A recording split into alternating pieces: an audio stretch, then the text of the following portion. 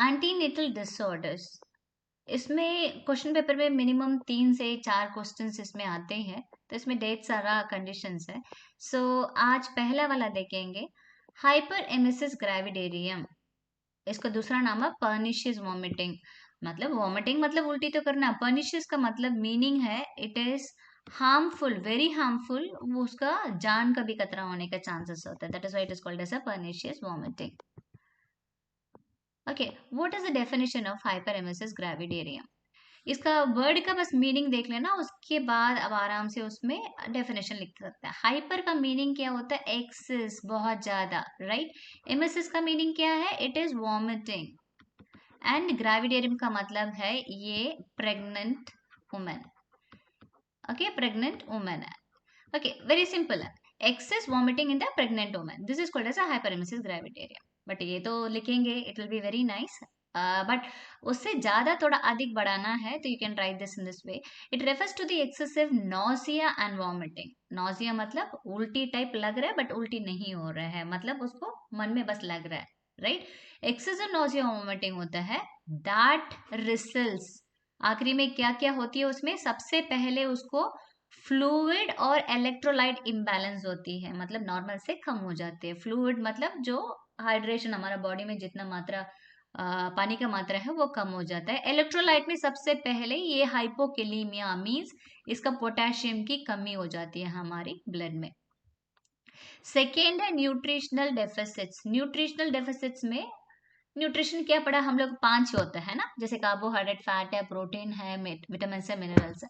सबसे ज्यादा इसमें डेफिसिट का मतलब कमी है। कौन सा कमी होता है इसमें? केवल विटामिन की ज्यादा तरह से इसमें कमी होती है। Market weight loss is the third result. तो 3 रिजल्ट होती है, जैसे ज्यादा वॉमिटिंग कर लिया और ज्यादा उसका नॉजिया भी हो गया तो। ओके, फॉर एग्जाम्पल यहाँ पर मार्केट वेट लॉस का मतलब है ये 5% की ज्यादा वेट लॉस होती है। फॉर एग्जाम्पल 50 किलो है तो उसको हम 5% में देखेंगे तो आपको इसको 2.5 kg आसपास में आते हैं। ओके, सो 2.5 किलो का मतलब कम हो जाती है, इसको दिखता भी है। So this is what is called as hyper emesis gravidarum. Again it is excess vomiting in the pregnant woman. Okay, this begins before 20 weeks. Actually 20 weeks के आसपास में ही होता है, उसके बाद वो बंद हो जाती है, right. I tell you the reason later on. ये एक्चुअली पहले जमाने में ये एक्चुअली मेटरनल मोर्टालिटी में लिए जाते थे, बिकॉज ये ऐसे ही खतरनाक होता था, उसमें बचने के लिए रास्ता नहीं मिलता था, आखिरी में वो मृत्यु में भी, मातृ मृत्यु दर में भी मतलब इन्वॉल्व करना मजबूरी पड़ जाता है। ओके, इटियोलॉजी, क्या क्या इसका कारण है? It remains obscure means it is unclear. Chance ही नहीं है, पता ही नहीं चल रहा है क्या कारण है, कुछ समझ ही नहीं आ रहा, बट फिर भी कुछ कुछ इफेक्ट्स है, certain effects. Okay, definite effects है, सर्टेन का मीनिंग है डेफिनेट, डेफिनेट इफेक्ट्स, फैक्ट्स है।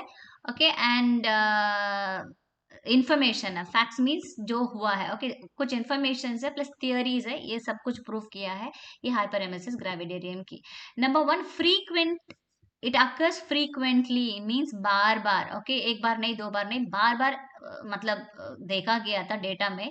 इसमें यंग एज, मतलब यंग का मतलब है 20 के नीचे हो ना तो 25 के नीचे हो, उन्हीं लोग को ज्यादा तरह से होता है। जैसे उम्र बढ़ते जाता है तो वॉमिटिंग भी कम हो जाता है। ओके, ओबीस, ओबीस माना मोटापा। मोटापा स्पेशली प्राइमरी ग्रेविडा, मतलब जब फर्स्ट प्रेगनेंसी में जो होता है तो उसी को ही ज्यादा तरह से होता है, specially multi, it is not in, it's multi fetal mean, multi मतलब एक के ऊपर है, मतलब 2 बच्चे हो, 3 बच्चे हो, फीटस का मतलब बच्चे हैं, प्रेगनेंसी है, right. So it is twin pregnancy, triple pregnancy कहते हैं ना, तो वो पूरा मल्टी फीटल जेस्टेशन की उसमें भी बहुत ज्यादा वॉमिटिंग होती है।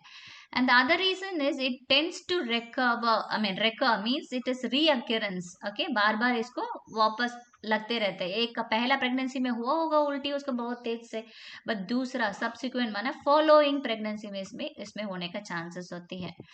एंड ट्रोपोब्लास्टिक डिजीज, ट्रोपोब्लास्टिक का मीनिंग है जैसे फर्टिलाइजेशन हो गया है राइट। एम्पुला में फर्टिलाइजेशन होने के बाद जो यूट्रस में आता है 6वां दिन पे, वहां पर उसको एक ट्रोपोब्लास्ट बनती है। ट्रोपोब्लास्ट मतलब जो आउटर का जो कवरिंग होती है उसको ट्रोपोब्लास्ट कहते हैं, अंदर की जो एम्ब्रियोब्लास्ट कहते हैं। एम्ब्रियो का मतलब है वो बच्चा, उसमें फीटस आती है, बट ट्रोपोब्लास्ट का मतलब जो बाहर के लिए। कभी कभी ये बाद में आपको डिटेली डिस्कस करेंगे, बट थोड़ा सा आइडिया रखने के लिए इसको समझा रही हूँ। सो जो आउटर कवरिंग में जो सेल्स है वो क्या होता है, एम्ब्रियोब्लास्ट का जगह में भी वो बढ़ जाती है। अल्टीमेटली यहाँ बच्चा तो होता ही नहीं, बट बाद में ट्रोपोब्लास्ट बनने के कारण से उसको HCG हार्मोन ज्यादा होती है, अल्टीमेटली उल्टियां भी बहुत ज्यादा होती है। सो ट्रोपोब्लास्टिक डिसीज के कारण से हाइपरेमेसिस ग्रेविडेरियम होता है। And other causes, as I told you, it is primigravida. This is first pregnancy. Okay, this is what the first pregnancy है जो primigravida कहता है।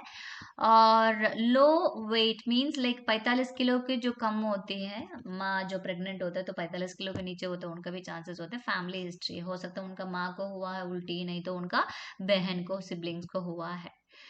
कुछ थियरीज होते हैं उसके कारण से भी बता सकते हैं हाँ ये उल्टी इसी के कारण से हो जाए। नंबर वन है हार्मोन के कारण से। This is what most of the people say, it is only because of the hormone chorionic gonadotrophin. Okay, HCG कहता है। ओके, ह्यूमन कोरियोनिक गोनाडोट्रोफिन होता है, ये प्रेगनेंसी का जो हार्मोन कहता है। ओके, प्लासेंटा रिलीज करता है, सॉरी कॉर्पस लूटियम पहले स्टार्टिंग में इसको रिलीज करता है, और धीरे धीरे प्लासेंटा का आने के बाद ये थोड़ा से कम होने लगता है।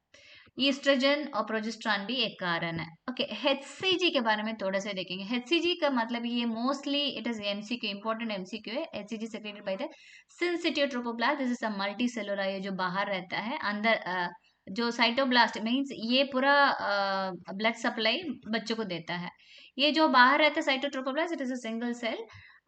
सो इसी से ही हार्मोन HCG होता है। ये कब निकलती है, mostly it is from 8 to 11 days fertilisation होने के बाद शुरू हो जाती होती है। ओके, सो इसी से हम लोग को पता चलता है हाँ प्रेगनेंसी कंफर्मेशन इसी दिन में हम लोग को पता चलेगा। मतलब प्रेगनेंसी हो गया नहीं हुआ तो 8वां दिन से 11वां दिन में ही आपको पता चल जाएगी। सो मान के चलो 2 सप्ताह के बाद प्रेगनेंसी टेस्ट करेगा वो कंफर्म हो जाएगा।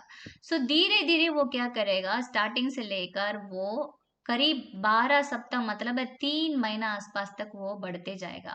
फिर वो धीरे धीरे धीरे धीरे धीरे वो कम होते जाएगा। So look at this one, यहाँ पर देखो 25,700 से लेकर 288 मतलब 2088 1000 मिली लीटर यूनिट पर ml कर गया है ना। So this is what the maximum amount. इसका मतलब मैंने पहले दिखाया था 20 सप्ताह के अंदर में उल्टी होते ये हार्मोन के कारण से।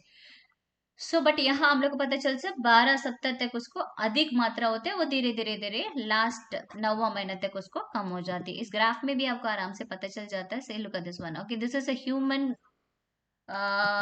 This is what human chorionic gonadotrophin international unit पर ml में दिया जाता है। देखो लिख लाल, देखो स्टार्टिंग में यहाँ क्या कहते हैं 70 दिन है, देखो यहाँ 70 दिन है, यहाँ पर 140 है। 180 दिन जो होता है ये पूरी प्रेगनेंसी हो जाता है। सो धीरे धीरे धीरे धीरे धीरे ये कम होता है। राइट, प्रेगनेंसी का लास्ट में क्या होता है, ये कम होने लगता है। ओके, स्टार्टिंग में तो देखो 70 दिन मतलब 2 महीना का 2.5 महीने का आसपास में बहुत ही ज्यादा है। 70 दिन में वो कम होता है धीरे धीरे। ओके, यहाँ प्रोजेस्ट्रॉन की लेवल जो ब्लू कलर होती है देखो यहाँ पर ये धीरे धीरे बढ़ता है, आखिरी में ये सबसे ज्यादा बढ़ता है बिकॉज प्रोजेस्ट्रॉन एक रिलैक्सिंग हार्मोन है। सो यूट्रस में कुछ पकड़ने के लिए ताकत वगैरह नहीं है, सो इट इज रिलैक्स करने के लिए ये हार्मोन मदद करते हैं। इस्ट्रोयोल ये कंट्रैक्शन की होता है, सो कंट्रैक्शन स्टार्टिंग में हो जाएगा तो मुश्किल होगा। So end of the pregnancy में look at this one green colour, देखो ये लास्ट में ये प्रोजेस्ट्रॉन कम होगी तब ईस्ट्रोजन बढ़ने लगेगा। सो this is what the time is delivery का टाइम होते हैं। Okay, just because of the hormones, specially particularly HCG जो हार्मोन होती है उसी के कारण से ही ज्यादा तरह से उसको उल्टी होने लगता है। ओके ओके, अदर हार्मोन्स भी कुछ कारण होते हैं जैसे थायरॉक्सिन, थायराइड हार्मोन, प्रोलैक्टिन है, राइट, लेप्टिन और अड्रेनोकॉर्टिको हार्मोन्स के कारण से भी हो सकता है। साइकोजेनिक बोलते हैं ना, साइको हो गया है ना, तो किसी किसी को होता है, जैसे टूथपेस्ट देख लिया उसको उल्टी आता है, नहीं तो कुछ खाना को देख लिया, कोई स्मेल देख लिया, ठीक है, तेल डाल के कुछ खाना बना दिया तो वो किसी किसी को होता है। Okay, that is only psychologically, जो पसंद नहीं रहता है तो उसके कारण से हो सकता है। एंड थर्ड जो थियरी है deficiency of protein, vitamin B6।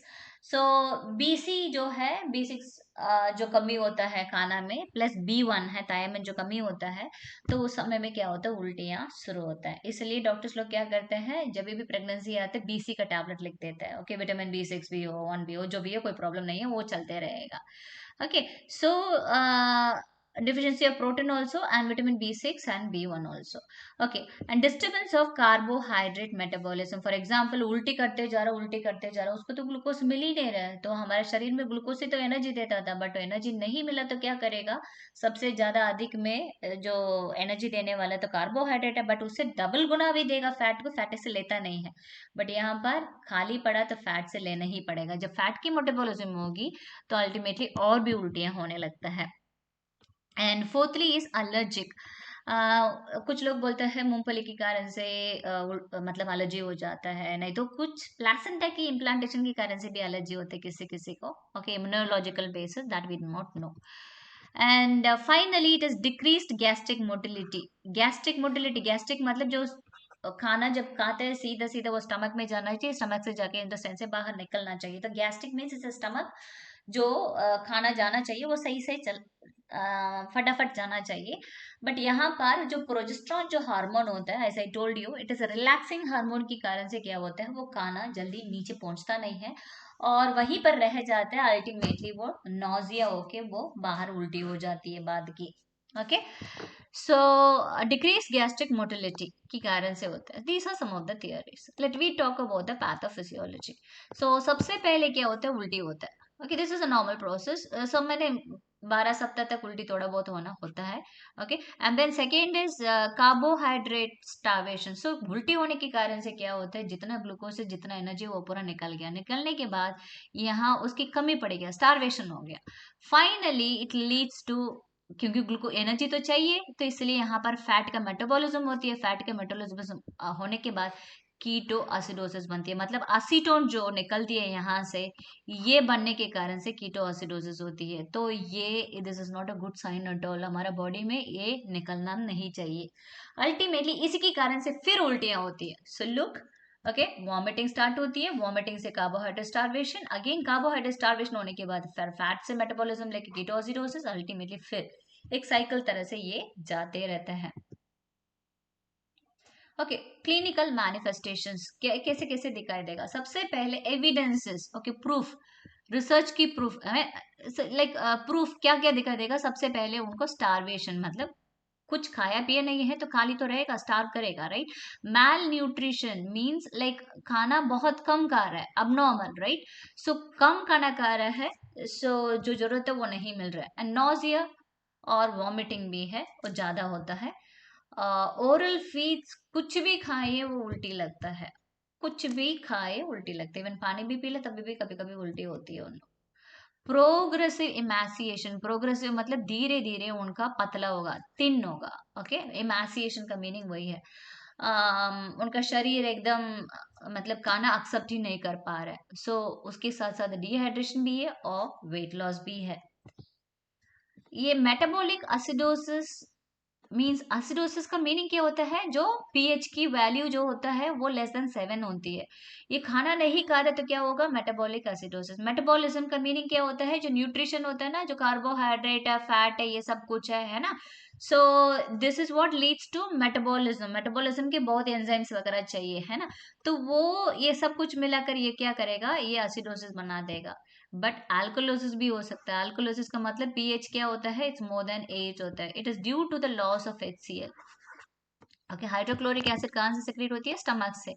सो उल्टी होते होते कहाँ से आ रहे हैं, स्टमक से तो आ रहे हैं, तो वो निकल जाता है। तो निकलने के कारण से वो अल्कोलोसिस होने के भी चांसेस है।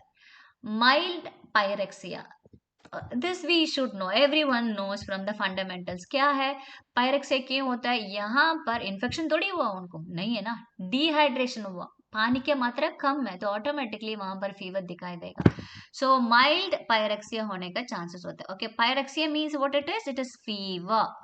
टैकीकार्डिया मीन्स, कार्डियक मतलब हार्ट होता है ना, ये हार्ट है कार्डियक मतलब, बट टैकी मतलब इंक्रीज्ड पल्स रेट होती है। This is more than 100 beats per minute, उसका पल्स रेट बढ़ती है। सो क्या होता है, शरीर में पानी कम हो जाती है तो हार्ट मेहनत करना पड़ेगा, तो अल्टीमेटली ये 100 बीट्स के ऊपर होता है।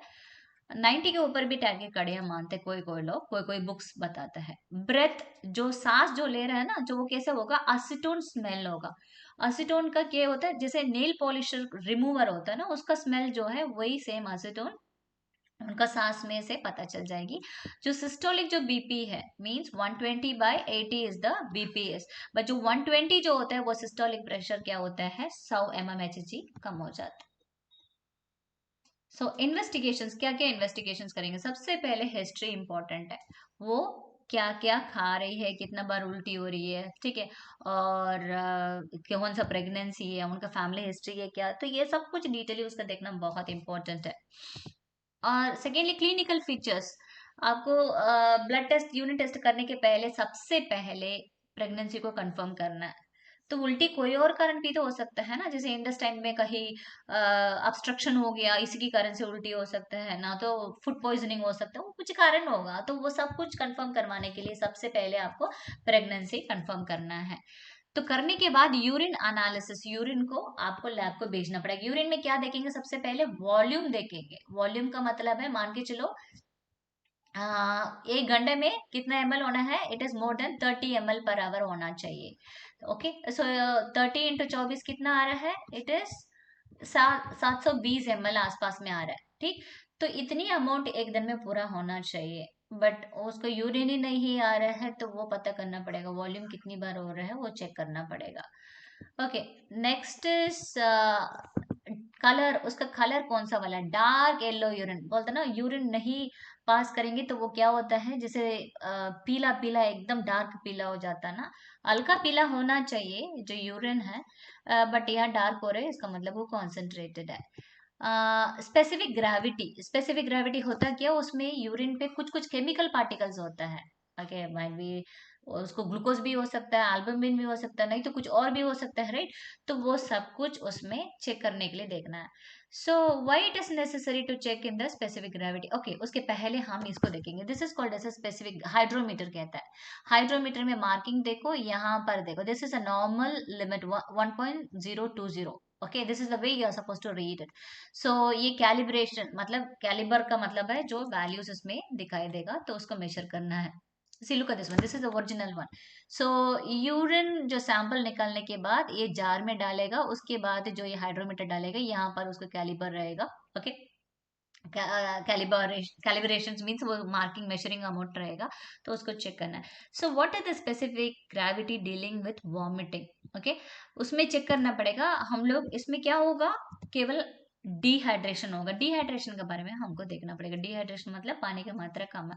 वेल हाइड्रेट का मीनिंग है it is grey less than 1.010 means यहीं पर आसपास में उसको नॉर्मल होना चाहिए, उसके नीचे है थोड़ा से देखना पड़ेगा। देखो, this is minimal dehydration, minimal dehydration means it is, देखो यहाँ पर इट इज 1.010 टू 1.020 तक minimal dehydration. Again significant means it is moderate, क्या होता है 1.021 टू 1.030 होता है, और serious dehydration is more then 1.030। सो इसलिए हमको स्पेसिफिक ग्रेविटी भी उसमें चेक करता है। ये कौन चेक करेगा, in lab they will do this analysis. And pigments, pigments होता है क्या, पिगमेंट्स का मीनिंग है कलर है। ओके, जो बिलीरुबिन की जो यूरोबिलिनोबिन और यूरोक्रोम, इस प्रकार की जो भी है वो यूरिन में जब निकलती है वो हल्का फुल्का पीली होंगे, बट एक्चुअली ज्यादा पीली हो जा रहा है तो उसको चेक करना पड़ेगा। As I told you, it is concentrated होगा, ज्यादा ही पीला दिखाई देगा। Urine colour ranges from pale yellow, hay colour भी बोलता है ना, it is hay colour.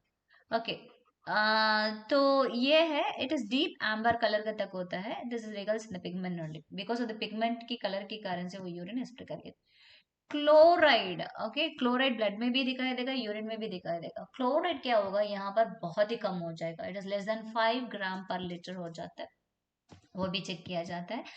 Finally it is appearance of acetone, acetone urine में होना ही नहीं चाहिए। ओके, हो गया इसका मतलब डेंजरस कंडीशन पे। एसीटोन कैसे करेगा, नेल पॉलिश जो स्मेल मैंने पहले बताया असीटोन की, वो स्मेल आता है, यूरिन में भी आती है बट सांस में भी वो निकलता है। So acetone is one of the ketone bodies, okay, fat की मेटाबॉलिज्म की कारण से, बिकॉज यहाँ पर कार्बोहाइड्रेट का काम ही नहीं है, क्योंकि उल्टी करके करके पूरा ग्लूकोज को निकाल दिया।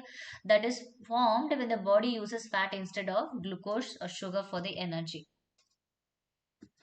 The formation of acetone is usually a sign that cell lacks insulin. तो this is I think आप लोग डायबिटीज पढ़ते समय में पता होगा, okay, and can not effectively use this insulin that is available. For example जो सेल है ये इंट्रा सेलुलर कहता है, ये एक्स्ट्रा सेलुलर कहता है, मतलब कोई भी सेल होता है उसका अंदर में, ये अंदर आने के लिए इंसुलिन आना चाहिए। इंसुलिन क्या करेगा, ये बाहर से जब आती है तो यहाँ पर शुगर मॉलिक्यूल्स के साथ वो अटैच होती है, तब ये पूरा वहां पर मेटाबॉलिज्म होता है, दिस इज नॉर्मल इंसुलिन।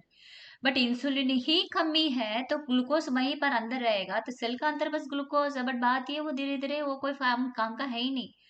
तो इंसुलिन कमी हो जाती है तो ग्लूकोज इसका जो बॉन्ड है, जो एनर्जी देने का जो काम है वो बंद हो जाएगा, तो ऑटोमेटिकली वो फैट का हेल्प लेता है। Okay, so that is what is called as keto acidosis, जब फैट की काम लेते, बिकॉज शरीर को तो एनर्जी चाहिए कहीं ना कहीं मिले भाई, इनका घर में मिलेगा तो ठीक है, इंसुलिन का घर से मिलेगा तो कोई प्रॉब्लम नहीं है, बट उनका घर में मिलेगा तो लेना ही तो पड़ेगा, उधार तो लेना ही पड़ेगा, तो इसको लेते लेते समय में कीटोन बॉडीज निकल, सो that is only because of insulin की कमी है। ओके, दूसरा क्या चेक करना पड़ेगा, estimates of blood value, haematocrit. Haematocrit का मतलब, हेमाट मतलब it is a blood, okay, blood की जो वैल्यूज है उसको चेक करना पड़ेगा, हीमोग्लोबिन चेक करना पड़ेगा, पीसीवी, ओके, पैक्सेल वॉल्यूम वगैरह, okay, minimum it should be 30% तक उसको रखना, दिस इज नॉर्मल वैल्यू। उससे कम है तो इसका मतलब है डिहाइड्रेशन है। और इलेक्ट्रोलाइट लेवल्स वगैरह जो अप एंड डाउन होती है, फॉर एग्जांपल इलेक्ट्रोलाइट्स आप लोगों ने पढ़ा होगा, ये जो सेल है, ये जो नॉर्मल अभी मैंने जो आपको वहां पर दिखाया था वही सेल है, ये सेल है, राइट, ये इंट्रासेलुलर, इंट्रासेलुलर में क्या ज्यादा है, अधिक मात्रा में पोटेशियम ज्यादा है और सोडियम थोड़ा कम है। और बाहर एक्स्ट्रा सेलुलर में क्या है, बाहर सोडियम ज्यादा है पोटेशियम कम है, तो ये क्या होता है, सेल की जब एनर्जी निकलने लगता है तो ये पोटेशियम बाहर सोडियम अंदर, इस प्रकार के आना जाना करते रहेगा। जब पानी की मात्रा कम हो जाती है तो इसकी जो सोडियम पोटेशियम पंप की जो प्रॉब्लम है बहुत ज्यादा हो जाता है। सो नॉर्मली जो सोडियम होता है it is 135 to 145 milli equivalent per litre होता है, बट बात यहाँ पर डिहाइड्रेशन के कारण से हाइपोनेट्रीमिया होगा, मीन्स इट इज जो है दिस इज एक्चुअली हाइपरनेट्रीपिया होगा, दिस इज हाइपोकेलेमिया होगा, this is hypokalemia, this is उल्टा। Okay, so here the hypernatremia, natremia का मीनिंग ये होता है, okay one second I will just raise it another, okay, this is not hypo, this is hypernatremia, means it is more, natremia means it is sodium की है, it is more than 145 milli equivalent per litre होता है, but बात potassium क्या होता है, ये hypo हो जाता है, कम हो जाता है, so this will be less than 3.5 milliequivalent per liter and normal is 5, 3.5 to 5 तक होता है, right. So chloride as I told you 5 gram per litre कम हो जाती है, राइट। यहाँ पर hypo, this is milli equal per litre में दिया है, but I have said it in gram, okay, this is 90 less than 97 milli equal per litre, this is called as a hypochloremia. हीमिया मतलब it is blood, hypo मतलब it is less, right, and chlor means it is a chlorine. So this is a simple term. So kalemia means it is related to the potassium, natremia means it is related to the sodium. So you can remember this, you can add 1 point towards your investigations, that will give you, score you good better marks. And ECG when hypokalemia is there, right, as I told you यहाँ पर potassium कम होती है इसलिए hypopotassaemia है, so that time it has to be checked. So what is that ECG में findings है, ये भी रिक्रूटमेंट क्वेश्चन में बार बार पूछा जाता है, okay. So what is this is hypokalemia में it is T wave inversion होता है, so look at this one, this is a T wave, okay, invert उल्टा हो गया, एंड ST सेगमेंट जो है दिस इज PQRST, राइट, सो ये T wave हो गया। सो यहाँ पर जो एस टी सेगमेंट है ये पूरा डिप्रेशन हो गया, look at this one, this is depression and prominent, this is U wave हो गया, okay, so this happens in hypokalemia. So T wave inversion किसमें होता है? You are suppose to say that it is in hypokalemia, that is why we used to see, I mean the ECG has to be checked. So hyperkalemia में उल्टा होगा, that is the differences. So यहाँ T wave inversion है, यहाँ पर peaked T wave, मतलब वो थोड़ा टी वेव थोड़ा उठा रहेगा. एंड पी वेव यहाँ पर फ्लैट होती है. And P R S, P और R, P QRS. So this will be prolonged. Okay, this PR and wide QRS complex. Okay, this is QRS. Sorry, yes, S complex. ये थोड़ा से wide रहेगा. So that's the differences. So as such, ECG has to be checked when hypokalemia occurs. And serum TSH भी check करता है. T this is all thyroid test है. T3 and free T4 भी check करता है. Actually जो transient phase मतलब short short period में जो होता है, okay, this won't be long time.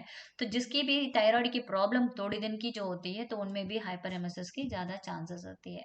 ऑप्थेल्मोस्कोपिक examination भी जरूरत पड़ता है. जिसका बहुत ही ज्यादा सीरियसली इल है तो उनको चेक करना पड़ेगा वहां पर क्या है, रेटिनल हेमरेज है क्या करके. Okay, this is might be no reasons behind that, but still it has to be checked. Retinal hemorrhage and retina से detachment हुआ क्या है. Okay, so retina से detachment होगा तो blindness हो जाएगा. So this is the most unfavorable signs that has to be checked. Treatment क्या है? सबसे पहले फ्लूइड्स है. पानी का, क्योंकि पानी लीक हो रहा है ना, तो पानी का मात्रा को रिप्लेस करना पड़ेगा. 24 घंटा तक ओरल फीड को विथहेल्ड, विथहेल्ड माना रुकना है. Okay, stop. Okay, you have to stop feeding them. Session पूरा वॉमिटिंग एक बार हो चुका है, उसके पूरे बंद होने के बाद you have to do that.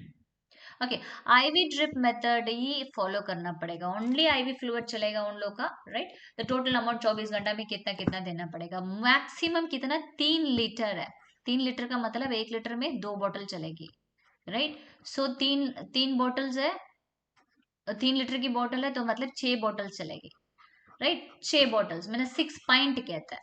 Okay, सो यहाँ पर वो 6 बोतल में क्या है, 5% टेक्सट्रोज आधा होना चाहिए और रिंगर लैक्टेट RL बोलता है ना, तो RL की आधा होना चाहिए. मींस 3 बोतल आपको 5D होना चाहिए और 3 बोतल आपको रिंगर लैक्टेट होना चाहिए.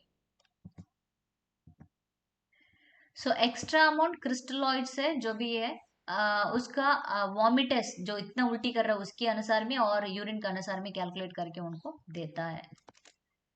Finally enteral nutrition means NG tube जो है उसके थ्रू भी दे सकता है. सपोज वो बिल्कुल वो उसमें नहीं है, इस प्रकार की ट्राई कर सकता है. Second is drugs.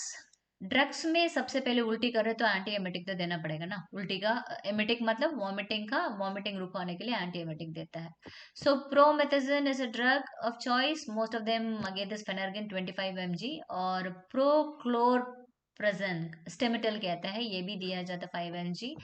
Otherwise like you can go for triflupromazine Siquil कहता है 10 mg can be also be administered twice और थ्राइस. वो भी खाने के पहले आधा घंटे के पहले दे दिया तो उसके बाद वो उसका थोड़ा it will subside the centre, तो वॉमिटिंग सेंटर को कम करने के बाद खा सकता है. Okay, so this is mostly given in IM only because orally तो खा नहीं सकता ना. Yeah, orally if they are tolerable they can take it, otherwise like because we have stopped the oral feeds, so you have to go for IM. Okay, trifluoroperazine जो एस्पाजन कहता है 1 mg के होता है, ये ट्वाइस IM देता है. This is a potent anti emetic therapy. So this is a potent means it is best actually. So this is been used in many places. So anti emetic में vitamin B6 और doxylamine ये दोनों combination में आती है. Because vitamin B6 की कारण से भी उल्टियां होती है ना, तो उसको कम करवाने के लिए ये दोनों मिक्स में आती है. That also is very safe and fine. And finally metoclopramide. Okay, Perinorm कहते हैं इसको. पेरिनोम टैबलेट है, ये 10 mg के आसपास में आता है. तो ये गैस्ट्रिक और इंटेस्टाइनल मोटिलिटी को मतलब उसको सेक्रेशन बिना से आराम से उसको चला सकता है. मतलब it can start stimulate without stimulating the secretion. It will help in gastric and intestinal motility, मतलब खाना जल्दी जल्दी आगे बढ़ा देगा, तो उल्टी होगा तभी भी तो एनर्जी तो मिल जाएगा ना। So it is found very useful actually. So next जो ड्रग है, it is in case of hypotension हो रहा है पेशेंट की, बहुत ही ज्यादा बीपी कम हो रहा है, right. Hypo means it is BP, tension means is blood pressure.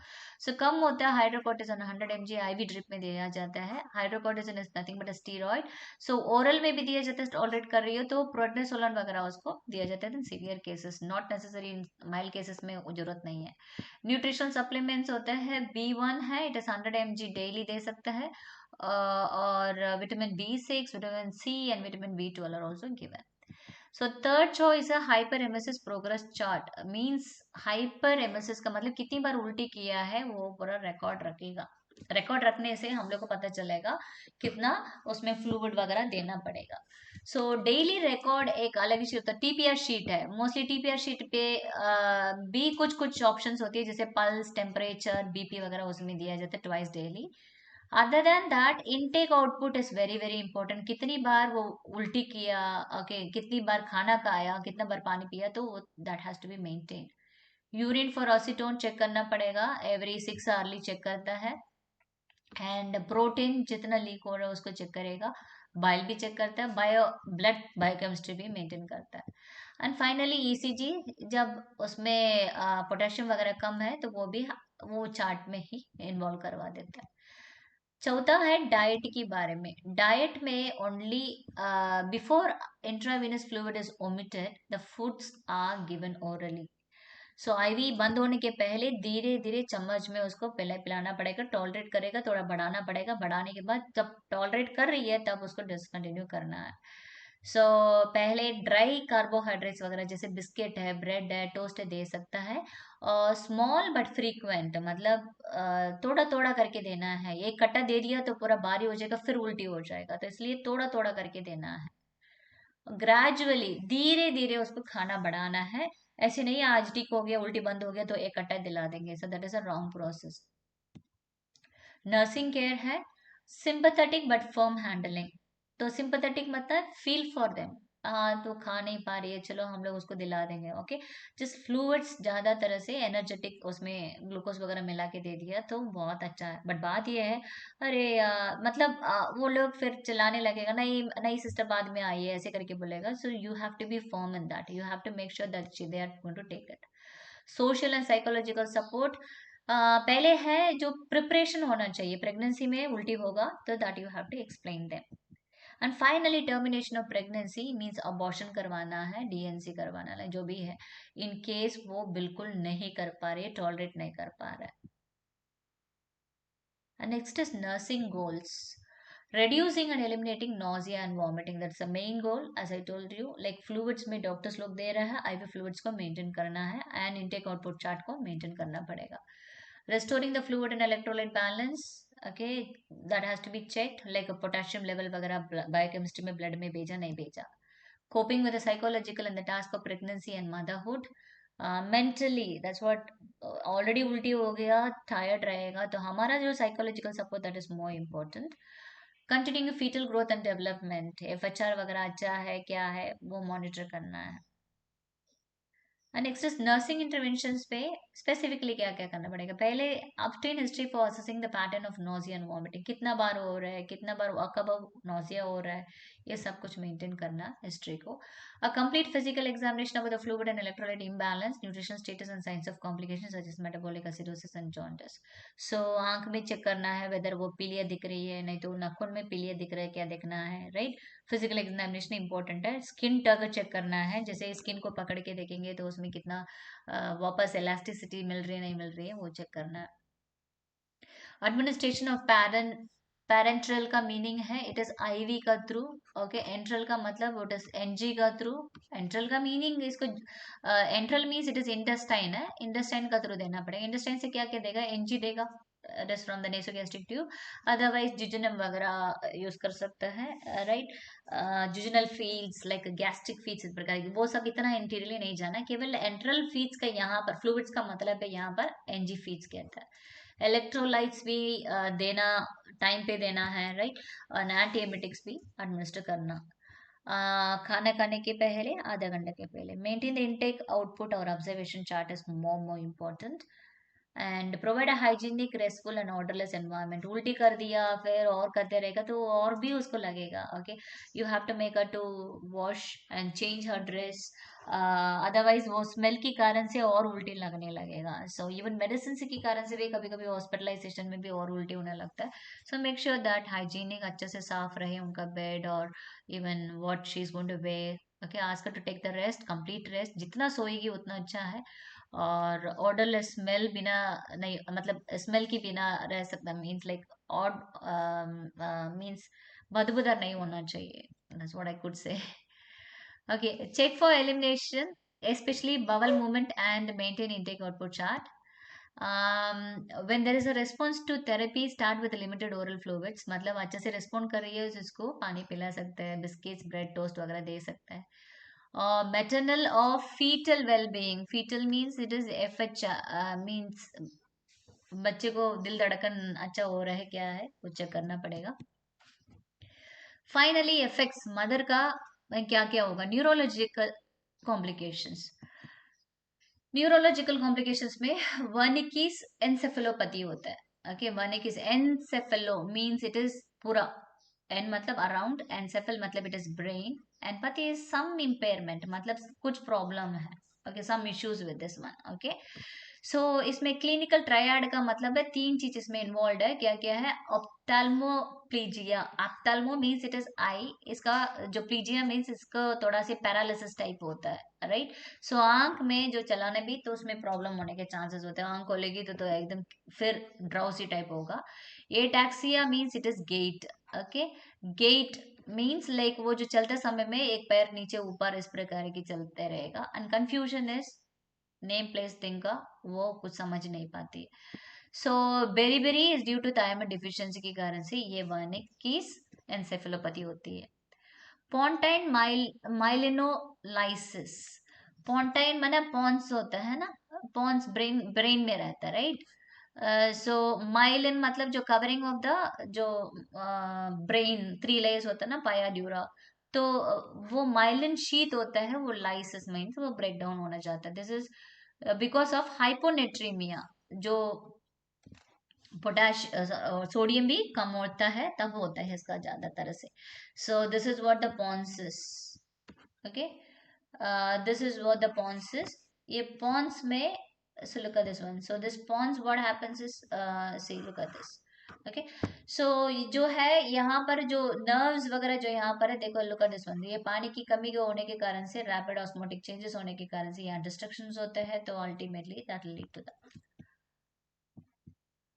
Peripheral neuritis का मीनिंग है पेरिफेरल मीन जो हाथ पैर है जो पेरिफेरी ओके जो पाव कहता है ना तो वो है न्यूर मतलब इट इज न्यूरॉन की इन्फ्लेमेशन होता है ओके इन्फ्लेमेशन मतलब सूजन होता है ओके नर्व राइट सो यहाँ पर क्यों होती है because of the deficiency of vitamin B12 it is vitamin B12 this is vitamin B12 okay जो नेक्स्ट वन है Korsakoff psychosis as it says psychosis means it is memory का problem के related में होता है okay this is a chronic memory disorder it's because of B1 deficiency के कारण से स्ट्रेस अल्सर होती है स्टमक पे और ईसोफेजियल टेयर भी होता है ईसोफेगस में टेयर क्यों होता है lower oesophagus due to the severe coughing and vomiting के कारण से होता है it is Mallory Weiss syndrome कहता है एग्जाम्पल ये देखो यहाँ पर टेयर हो गया वैसे figure so this is the tear it's because of severe coughing severe vomiting मतलब कंटिन्यूसली वॉमिट करते रहेगी तो यहाँ पर उसको अल्सर होने के भी चांसेस होते हैं this is also may occur in the hyperemesis gravidarum jaundice भी होगा ओके बिकॉज ज्यादातर से हम लोग पानी पियेंगे तो पानी में क्या होता है बिली वर्डन वो जो भी है उसका पूरा प्रोडक्ट वेस्ट प्रोडक्ट यूरो बिलिनोबिन वो सब उसमें आ जाता है राइट अल्टीमेटली इसका बढ़ते जाएगा उसका बिलिरुबिन बढ़ते जाएगा हेपेटिक फेलियर भी होने का चांसेस होता है convulsions will lead because of all जो इलेक्ट्रोलाइट्स की कमी ज्यादा के कारण से अल्टीमेटली वो कोमा में भी जा सकती है फाइनली हाइपोप्रोथ्रोम्बिनेमिया मींस यहाँ पर वॉमिटिंग करते करते क्या होता है, जो प्रोथ्रोम्बिन जो लेवल है, जो विटामिन के की, it's very important for prothrombin, किसके लिए, ब्लीडिंग के लिए। ओके, सो दिस प्रोथ्रोम्बिन ये हेल्प करता है। सो ये कमी होने के कारण से ब्लड में वो क्या होगा, ब्लीडिंग होने शुरू हो जाता है। लास्ट में रीनल फेलियर तो होती है, फ्लूइड वगैरह उल्टा पुल्टा हो जाता है, रीनल फेलियर चांसेस है।